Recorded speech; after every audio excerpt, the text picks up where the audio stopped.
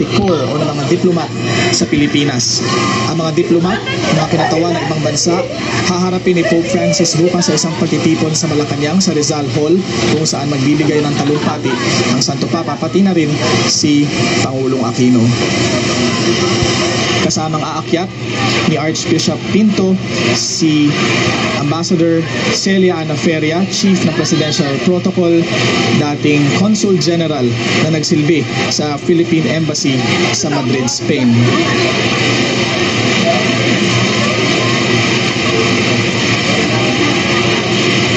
Naghihintay na ang mga opisyal ng simbahan. Nakita natin kanina si Cotabato Archbishop Orlando Cardinal Quevedo. Si Quevedo ay isa sa mga bagong kardinal na pinangalanan ni Pope Francis sa consistory noong isang taon. Then yung days o platform na tutuntungan ni Pope Francis, meron din isa pa yan, tutuntungan naman ng Pangulo habang aawitin ang papal anthem at ng pambansang awit. Makikita mo doon yung papal insignia na nakapaskil sa may pintuan ng eroplano. Yan ang nagsisilbing sagisag ni Pope Francis. Makikita dyan ang shield o kalasag. Makikita rin dyan ang motto ni Pope Francis, Miserando at que eligendo, na ang ibig sabihin ay hamak ngunit pinili. Yung motto ni Pope Francis tila nagbigay na ng senyales kung anong klaseng liderato o pamunuan ang maaasahan sa kanya ng mga nananampalataya. Pagkakalat ng mensahe ng awa at habag. Ngayon ay nakikita natin si Pope Francis dun sa isa sa mga bintana. Alam nila na sumisilip din ang Santo Papa. Nakikita na ang init ng pagsalubong na naghihintay sa kanya sa Pilipinas.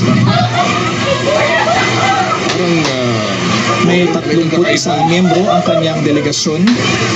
Bukod pa dyan ang mga miyembro ng Philippine media na nag-cover sa kanyang biyahe sa Sri Lanka at papuntang Pilipinas.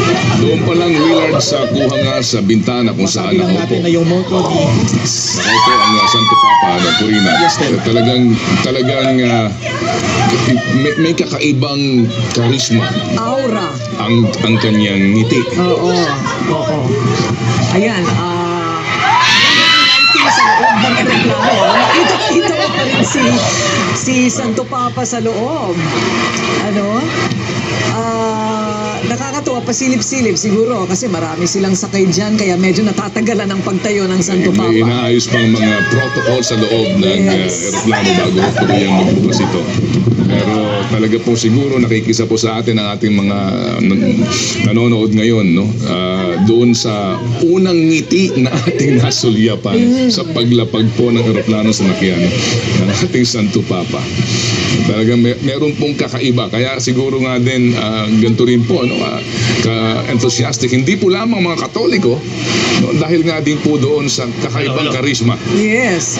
Sabi nga nila kakaibang ngiti ng Santo Papa na ito. Ted, Corina, Go ahead, kabayan. andito ako Kabayan! Akala namin na tabunan ka na dyan ng sandamakmak na mga naghihintay. Oo. Alam mo kanina, nung binabanggit ninyo na sumisilip ang Santo Papa sa bintana ng eroplano, doon pa lang ay sumisigaw na ang mga tao dito sa may Quirino Avenue. Yan ay bintana pa lamang ng eroplano, Corina at saka Ted. So hamakin mo, kapag yan ay dumaan na dito sa tapat namin, along Quirino Avenue, na kung saan ay ang kapal na ng tao. Katunayan, kinakailangan na dagdagan ng DPWH itong mga harang, mga ilang metro pa ang harang. Ayan, nakikita mo ang sigaw nila. Dahil natatakot ang PNP at saka ang PSG na baka magtakbuhan ang tao at dambahin ang mga bakod na nakaharang along Quirino Avenue. So yung palamang bintana ay nagsisigawan na ang mga tao.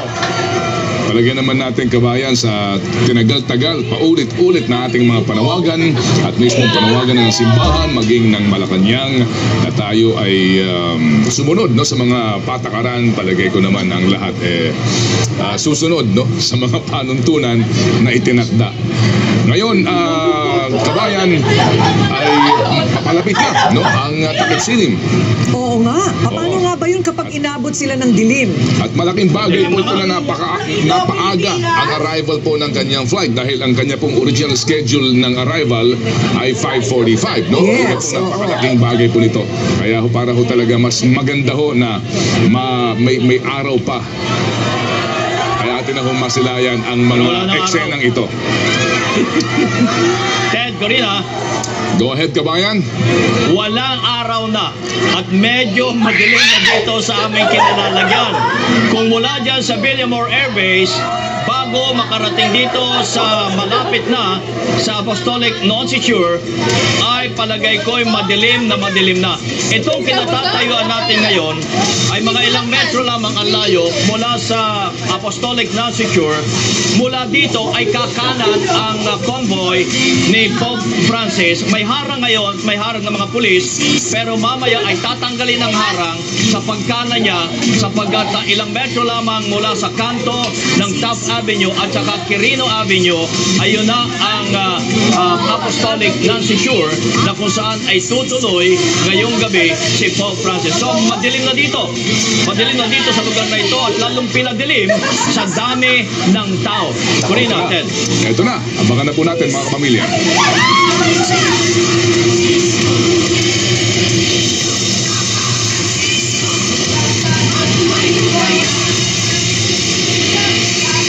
Isa pa.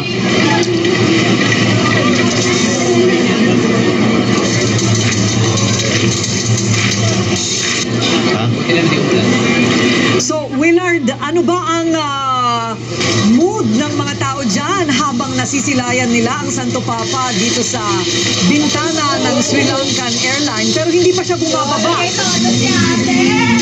Hindi pa ko rin excited ang mga estudyante, hindi nila alam ang gagawin kung papalakbak ba o ilalabas ang cellphone para kumuha ng litrato o iwawagay ba ang hawak na bandila. Mukhang pinakikita ng estudyante na nakahanda na yung cellphone pero ibinanik dahil sinabihan sila na magtanghal muna habang naghihintay na lumabas ang Santo Papa. Sila ay galing sa Diocese ng Parañaque at 2 buwan na nag-ensayo para dito. Matatagalan dahil inuuna munang maglagay ng airstairs o magdanan doon sa likurang bahagi ng aeroplano para makababa muna yung ibang miyembro ng delegasyon ng Santo Papa. Kasama na rin dyan ang traveling press corps at ang mga accredited media personnel na cover sa kanyang biyahe. Yung likurang bahagi ng aeroplano, yun, may mga bumababa na mga sakay. Mukhang uunahin muna sila bago tuluyang buksan na aeroplano.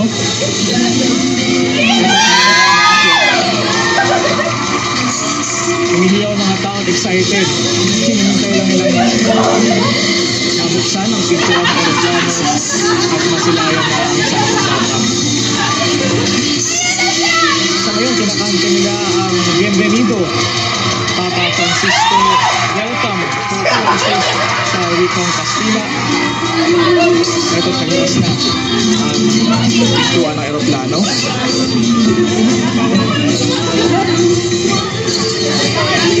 Aakyat na maya-maya si Papal Nuncio Archbishop Giuseppe Pinto. Ayun, tumayo na. Sila yung dalawa nakita natin nung maakyat na Pope Francis.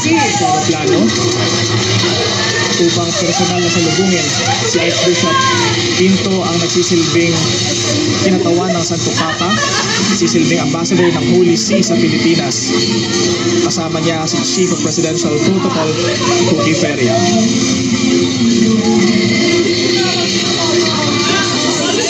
Nakaupo sa harapang bahagi ng aeroplano si Pope Francis. Ilang minuto na lang, hindi natatagal, ay lalabas na rin ang Santo Papa. Una siyang bababa at di kalayuan susunod ang 31 miyembro ng kanyang delegasyon.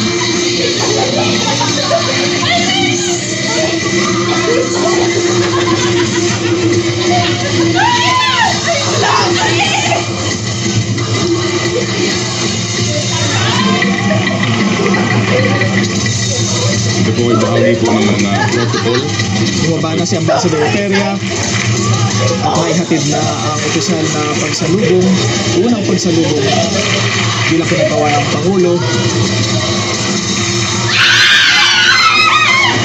Ayun na, huli na si Pope Francis.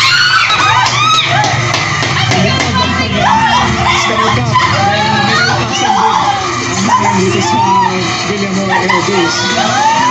At masigaw siyang sinasalubong ng mga kabataan na nandito. Suot niya Corina ang kanyang pectoral cross o cross sa dibdib na kulay pilak at hindi ginto. Pinili niya isuot ang cross na may simpleng disenyo na gamit niya mula pa noong auxiliary bishop siya. Ngayon ay kinakamay na si Pangulong Aquino na aminadong tagahanga ni Pope Francis. Sabi ni Pangulo Aquino noon sa mga interview, pinapaalala daw ni Pope Francis sa kanya yung mga miyembro ng simbahan na nakibakal laban sa diktadura. Dahil gaya ng Pilipinas, nakaranas din ng diktadura ang Argentina kung saan nagmula ang Santo Papa.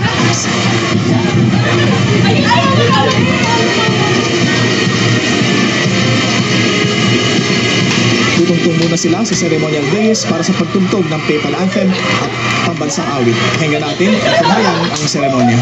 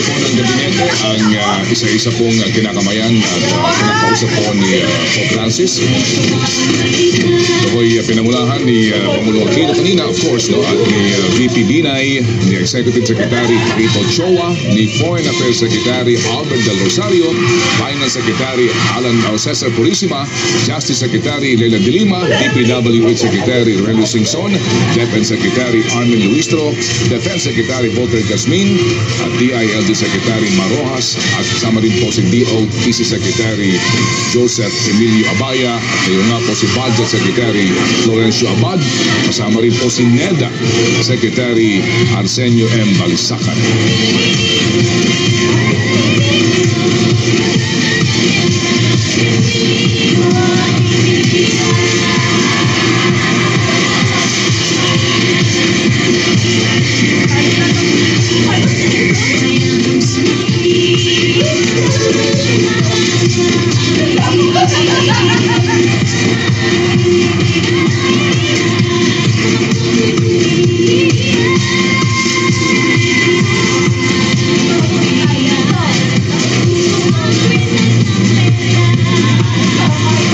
Pagkatapos po nitong pagbabati dito sa Santo Papa, ngayon po naman ay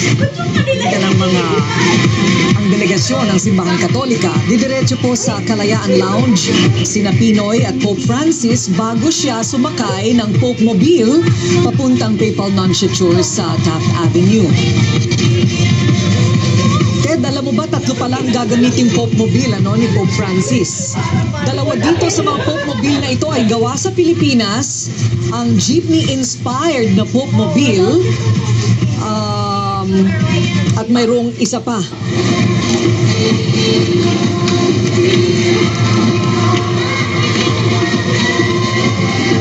Pick-up type ang itsura po ng kanyang Pope Mobile at ito po hindi bulletproof. Pero 3 klase po ito. Samantala, ito po naman ang mga kinatawan ng simbahan ngayon na sumalubong kay Pope Francis Cotabato, Archbishop Orlando Cardinal Quevedo, Archbishop Antonio Ledesma ng Cagayan de Oro, Romulo Valles, Archbishop of Davao, Sofronio Bangcud, Bishop of Cabanatuan, Rodolfo Beltran, Bishop of San Fernando La Union, Jose Cabantan,